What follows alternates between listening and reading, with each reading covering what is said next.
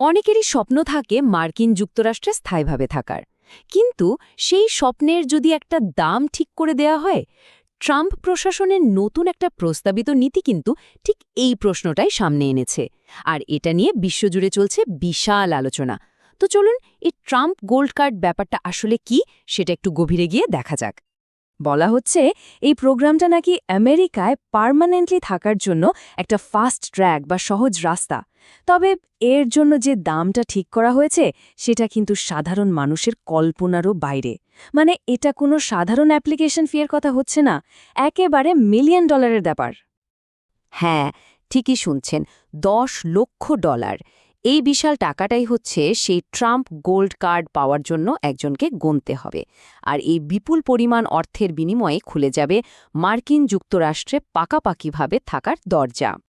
আচ্ছা, এখন প্রশ্ন হচ্ছে এই যে মিলিয়ন ডলার দিয়ে যে ভিসাটা পাওয়া যাবে সেটা আসলে কিভাবে কাজ করে, এর প্রসেসটাই বা কেমন, সহজ নাকি কঠিন? চলুন এই প্রিমিয়াম ভিসার ব্যাপারটা একটু বিস্তারিতভাবে জেনে নিই।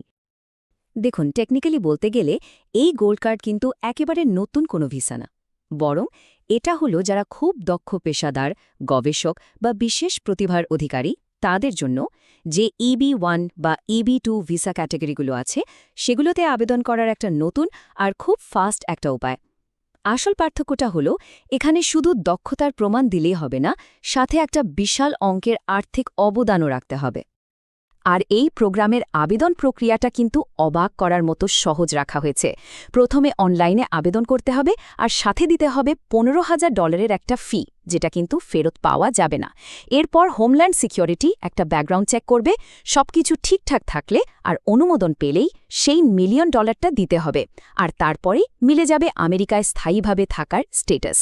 প্রশাসন তো বলছে পুরো ব্যাপারটা নাকি কয়েক সপ্তাহের মধ্যে শেষ হয়ে যেতে পারে। ভাবা যায়, সাধারণ ইমিগ্রেশন প্রসেসের তুলনায় এটা তো অবিশ্বাস্য রকমের দ্রুত।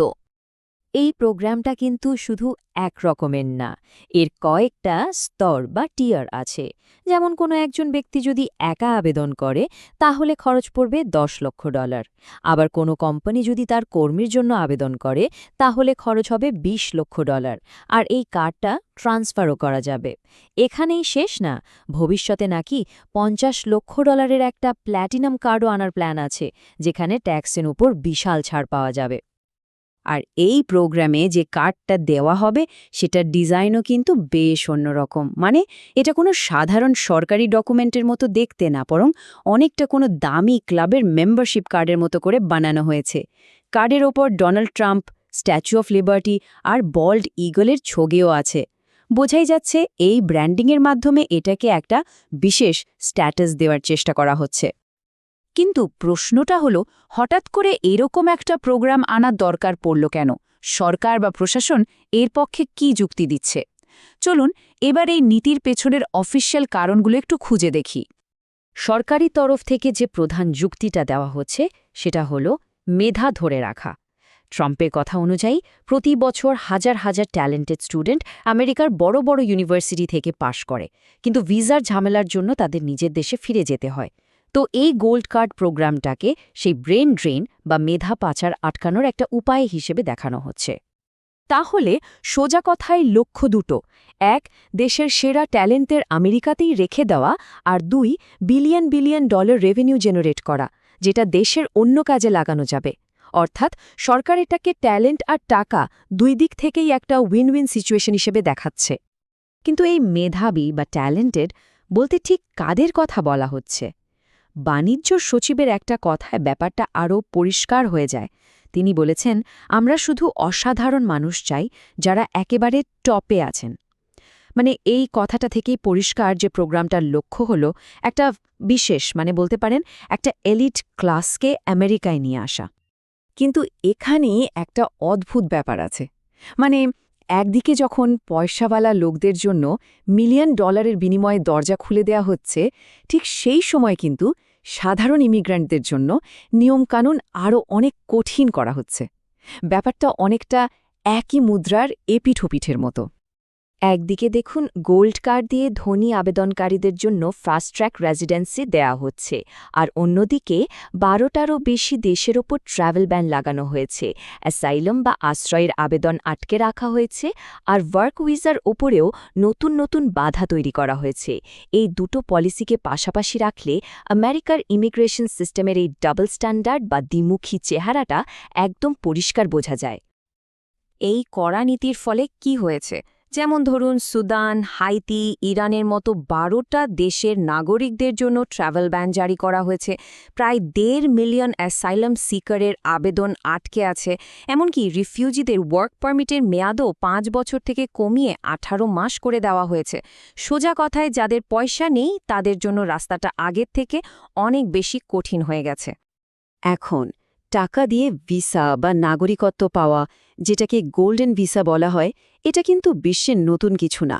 অনেক দেশেই এরকম প্রোগ্রাম আছে, কিন্তু আমেরিকার এই গোল্ড কার্ড প্রোগ্রামটার সাথে সেগুলোর কিছু বড় পার্থক্য আছে। আর ঠিক এই কারণে এটা নিয়ে বিশ্বজুড়ে এত সমালোচনা হচ্ছে। যারা এর সমালোচনা করছেন তাদের মূল কথা হল এই পলিসিটা আমেরিকার যে মূল আদর্শ তার একদম উল্টো।